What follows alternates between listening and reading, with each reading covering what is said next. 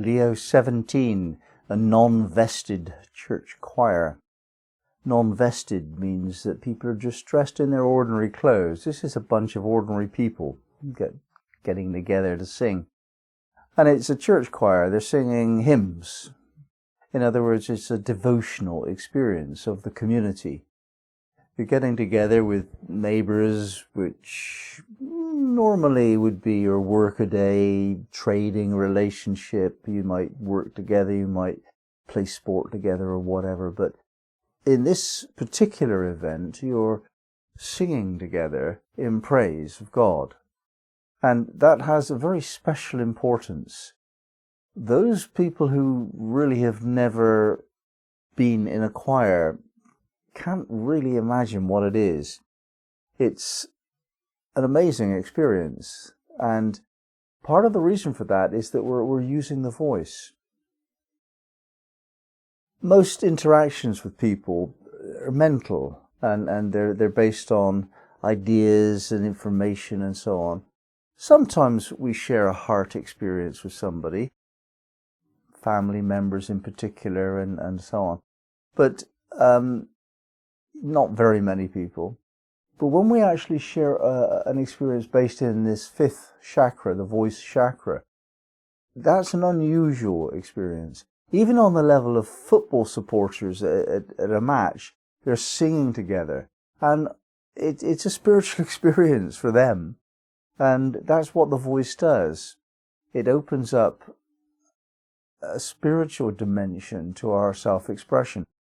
We sing passionately. And that passion is not selfish. It's not purposeful. It's just an expression of fullness of feeling, the fullness of joy usually. And devotion is a particularly exquisite, graceful, elegant, and disciplined expression of joy. The voice has a very great importance in our spiritual quest. The heart is important, the mind is important, the voice is also important. And singing has a way of purifying this chakra. If we sing in harmony with somebody else, we must also open our hearing ability. You can't sing in harmony unless you're listening to what your fellows are singing. And this idea of listening as we sing, operating the two aspects of the same principle of communication through the voice,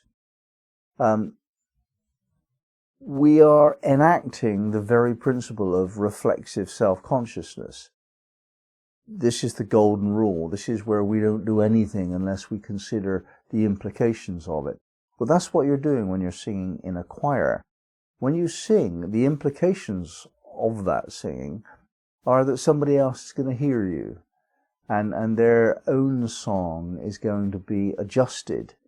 If you sing correctly or if you sing wrongly, it will have an impact on their song. Now, this is a wonderful metaphor for all of your interactions with people. Your presentation is an aspect of their reality, and so it affects their presentation. This interactivity between self and other is really made so clear in a choir. And here it's no longer metaphor, and it's no longer hidden. It's really obvious. Very often our passions are awakened by someone with an agenda.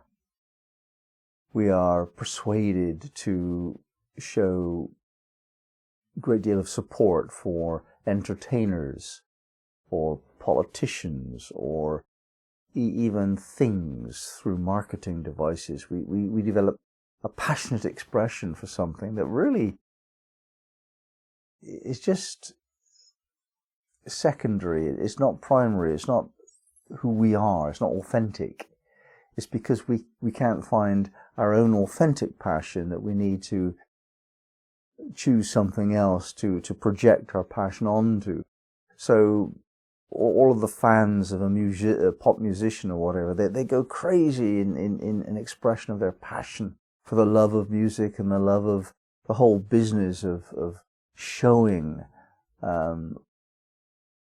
what life can be at the highest level of emotional expression. And yet it's not the musical fan, it's not their passion, it's the passion of the singer. So we're kind of living vicariously. In other words, we live through someone else's experience. We're passionate because the singer on the stage is passionate, and so on. Whereas in this example, it's our own authentic self that's expressing passion. Not because the football team has scored, but because we are the ones who sing. It is our song, and so we can be true, authentic in our passion. Any passion which is expressed inauthentically will rob us of authenticity, because passion is a very strong device. It's a real emotional commitment, and if we commit it to someone else, we're moving away from committing it to ourselves.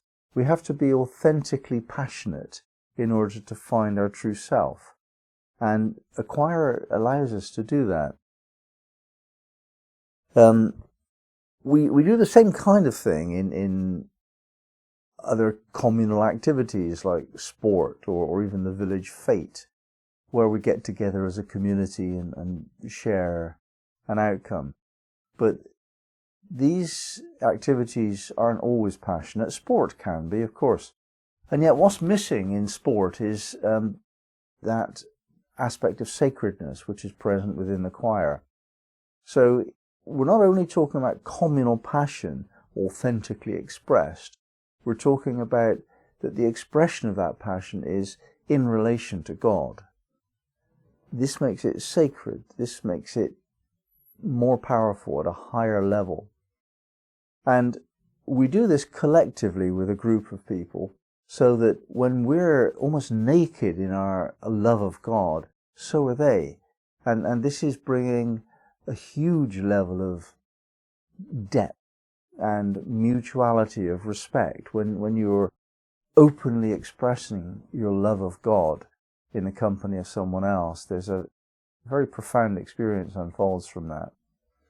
And if you don't respect a person's sacredness, their sense of sacredness, then you're not really respecting that person enough. We have to learn how to relate to a person on all sorts of levels, including this level of sacredness. And there is no better way than to sing devotionally with others.